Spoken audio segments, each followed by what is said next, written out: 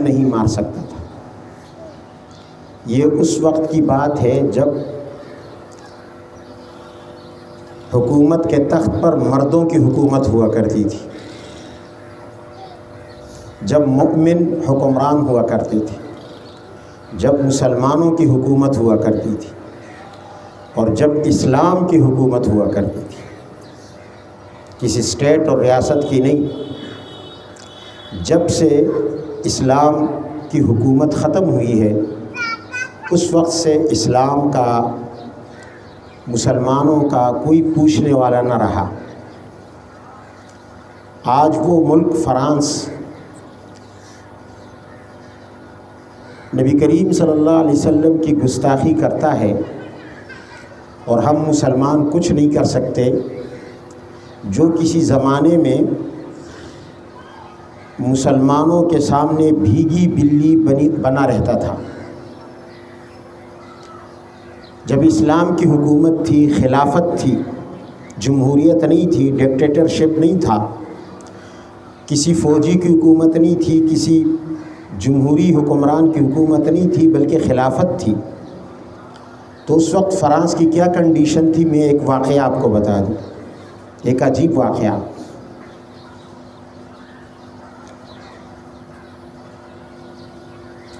عثمانی خلافت کے خلیفۃ المسلمین سلیمان قانونی، ہم مسلمانوں کے ایک خلیفہ گزرے ہیں۔ ان کے دور میں فرانس میں ایک رواج چل پڑا، یورپ والے تو ویسے ہی بے غیرت ہیں، بے حیا لوگ ہیں، ان کے ہاں جائز ناجائز، حلال حرام کی کوئی تمیز نہیں ہے، ماں بہن کی کوئی تمیز نہیں۔ تو ہوا یہ کہ فرانس میں بالخصوص مردوں اور عورتوں نے مخلوط ڈانس کرنا شروع کر دیا، مخلوط محفلیں شروع ہو گئیں۔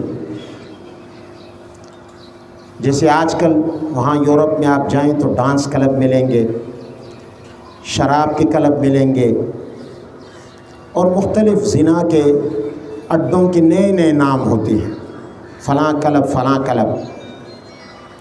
کلبوں کا یہ سسٹم انہوں نے شروع کیا، اور ان کلبوں میں بلکہ سرعام سڑکوں پہ لڑکوں اور لڑکیوں اور مردوں اور عورتوں کا ڈانس شروع ہو گیا۔ انہوں نے ناچنا شروع کر دیا،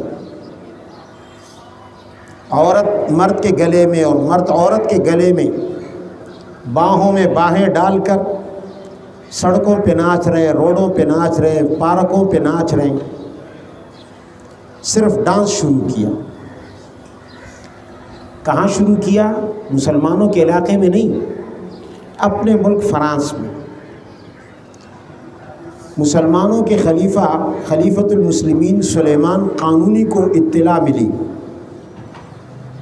افسوس، آج اسلام کی حکومت نہیں ہے، اسلام کی حکومت نہ ہونے سے ہمیں اپنی عزت کی فکر پڑ گئی ہے۔ جب اسلام حکمران تھا تو ہم کافروں کی عزتوں کی حفاظت بھی کیا کرتے تھے، کافروں کی عزتیں بھی ہماری وجہ سے محفوظ تھیں۔ سلیمان قانونی نے خط لکھا فرانس کے بادشاہ کو، اور اس خط میں لکھا لقد بلغنی ان الرجال والنساء فی بلادکم یتعانقون امام الناس ویتراقصون۔ مجھے پتہ چلا ہے، خلیفۃ المسلمین سلیمان قانونی رحمہ اللہ فرماتے، مجھے پتہ چلا ہے کہ تمہارے ملک فرانس میں لڑکوں اور لڑکیوں نے ناچنا شروع کر دیا ہے، ڈانس شروع کر دیا ہے، بے حیائی کی محفلیں سجانا شروع کر دی ہیں۔ اور یاد رکھو، ہمارے دارالاسلام کی، اسلام کی حکومت کی سرحدیں تمہارے ملک کی سرحدوں سے ملی ہوئی ہیں۔ ہمیں خطرہ ہے کہ ایسا نہ ہو کہ یہ بے حیائی، یہ بے غیرتی، یہ فحاشی یہ ہمارے مسلمانوں میں آ جائے۔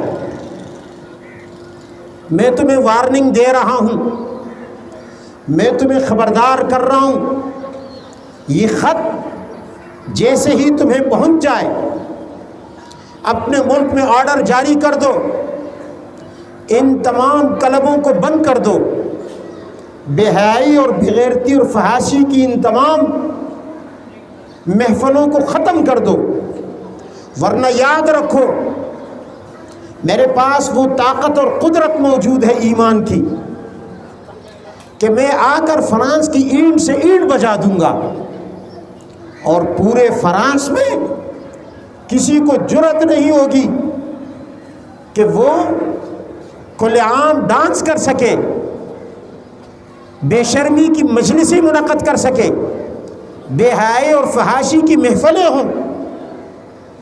میرے آنے سے پہلے پہلے تم آرڈر جاری کر دو، ورنہ پھر میرا انتظار کرو۔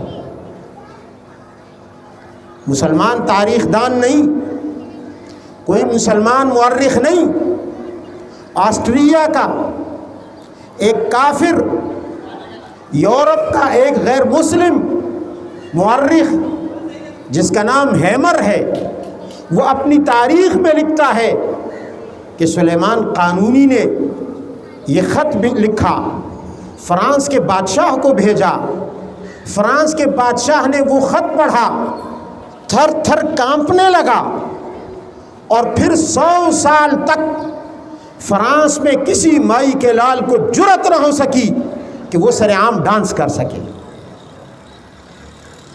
سرعام ڈانس کر سکے۔ آج اس فرانس کو یہ جرأت ہے کہ وہ ہمارے نبی کی شان میں گستاخی کر دیتا ہے، اور ہم منہ دیکھتے رہ جاتے ہیں، ہم سوچتے رہ جاتے ہیں کہ ہم کیا جواب دیں۔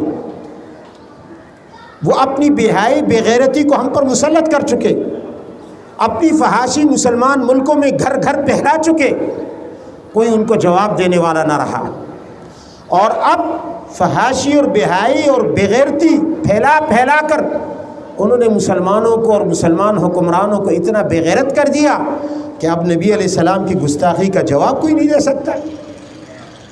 ہم سوچتے رہ جاتے ہیں کہ فرانس سے اگر ہم تعلقات توڑیں گے، فرانس کو اگر ہم اس سے احتجاج بھی کریں گے تو دنیا ہم سے ناراض ہو جائے گی اور ہمیں یہ ہو جائے گا وہ ہو جائے گا۔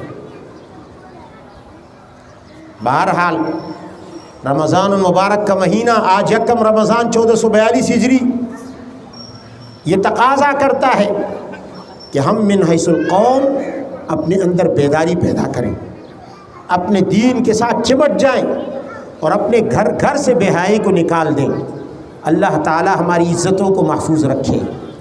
ہم اگر اپنی عزتیں محفوظ رکھیں گے تو ہماری وجہ سے کافروں کی عزتیں بھی محفوظ ہو جائیں گی۔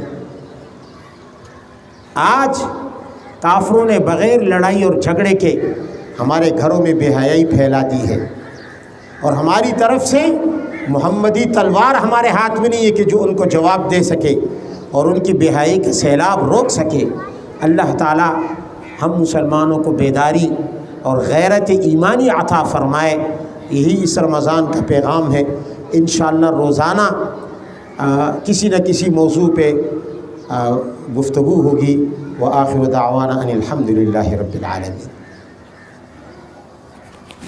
دعا فرمائیں۔ الحمدللہ رب العالمین۔